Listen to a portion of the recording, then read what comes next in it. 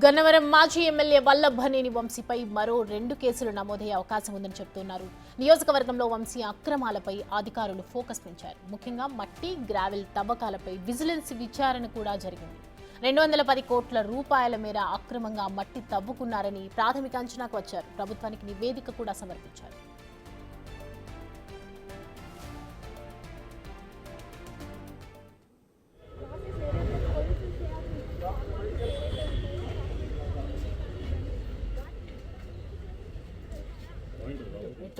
ఒకవైపు కేసులో గన్నవరం మాజీ ఎమ్మెల్యే వల్లభనేని వంశీపై రిమాండ్లో ఉన్నారు. ప్రజెంట్ ఆయన మరో 2 కేసులు కూడా నమోదయ్యే అవకాశం ఉందని చెప్తూ ఉన్నారు. అక్కడ నియోజకవర్గంలో వంశీ అక్రమాలపై అధికారులు మరింత ఫోకస్ పెంచారు. ఎందుకంటే అలిగేషన్స్ వస్తూ ఉన్నాయి. వంశీ అక్రమాలపై గురించి అనేక రకాల ఇదివరకు కూడా ముందు కేసులు ఉన్నాయని చెప్తున్నటువంటి నేపథ్యంలో ఇవాళ అక్రమాలపై కూడా ఆయన అధికారులు మొత్తం కూడా పర్యవేక్షిస్తూ ఉన్నారు. సో ముఖ్యంగా మట్టి, గ్రావెల్కి సంబంధించినటువంటి తవ్వకాలపై విజిలెన్స్ విచారణ కూడా జరిగింది. మొత్తంగా దీని మీద చూసుకుంటే 210 కోట్ల రూపాయల మేర అక్రమంగా మట్టి తవ్వుకున్నారన్నట్లుగా జస్ట్ అప్రాక్సిమేట్గా చూసుకుంటేనే ప్రాథమిక అంచనాకు 210 కోట్ల రూపాయల మేర అక్రమంగా మట్టి తవ్వుకున్నట్లు అంచనాకు వచ్చాయి. సో ప్రభుత్వానికి నివేదిక కూడా సమర్పించడం జరిగింది.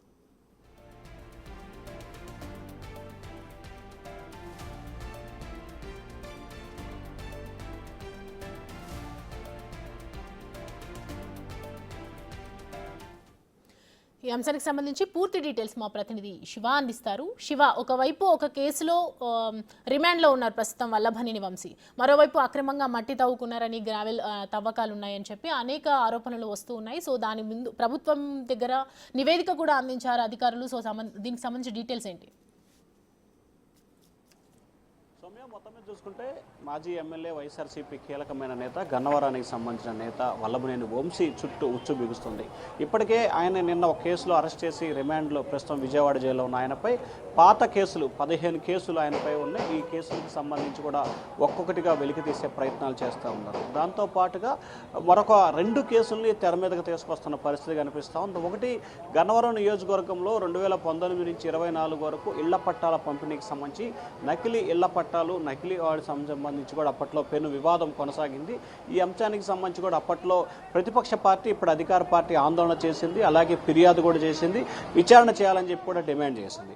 దానికి సంబంధించి కూడా ప్రస్తుతం విచారణ కొనసాగుతూ ఉంది. నకిలీ పట్టాలు ఇచ్చినట్లు కూడా ధృవీకరించారు. వాటికి సంబంధించి కూడా ఇవాళ రేపు ప్రభుత్వం కేసు నమోదు చేసి విచారణకు ఆదేశించే అవకాశాలు కనిపిస్తున్నాయి. ఇక రెండో దానికి సంబంధించి 2019 నుంచి 24 వరకు కూడా గ్రావెల్ తవ్వకాలకు సంబంధించి కూడా దాదాపుగా 210 కోట్ల రూపాయల మైనింగ్ సంబంధించి కూడా ఏదైతే ట్యాక్స్ కట్టకుండా పూర్తి స్థాయిలో మైనింగ్ శాఖ చెల్లించాల్సిన అంశానికి సంబంధించి చెల్లించకుండా ఇష్టానుసారంగా వ్యవహరించి ప్రభుత్వ ఆదాయానికి 210 కోట్ల రూపాయల పైగా నష్టం వాటిల్లించి వంశీ ఆయన అనుచరులు జేబులో నింపుకున్నట్లు కూడా ప్రభుత్వం గుర్తింది. గతంలో ఈ అంశానికి సంబంధించి విజిలెన్స్ ఎన్ఫోర్స్మెంట్ కమిటీకి ఆదేశిస్తూ ప్రభుత్వం విచారణకు ఆదేశించింది. గతంలో వైఎస్ఆర్సీపీలో ఉన్న యార్లగడ్డ వెంకట్రావు ఈ అంశానికి సంబంధించి ఫిర్యాదు చేశారు. ఆ ఫిర్యాదు నేపథ్యంలో విజిలెన్స్ ఎంక్వైరీకి కూడా అప్పట్లో ప్రభుత్వం వేసింది. ఆ తర్వాత ఈ కేసుని అప్పటి ప్రభుత్వం పక్కదారి పట్టించింది. తాజాగా ఈ అంశానికి సంబంధించి కేసుని మరొకసారి వెలికి తీసే అవకాశాలు కనిపిస్తున్నాయి. వెలికి తీస్తే కనుక ఖచ్చితంగా దీంట్లో వల్లభనేని వంశీకి సంబంధించి కూడా పూర్తి స్థాయిలో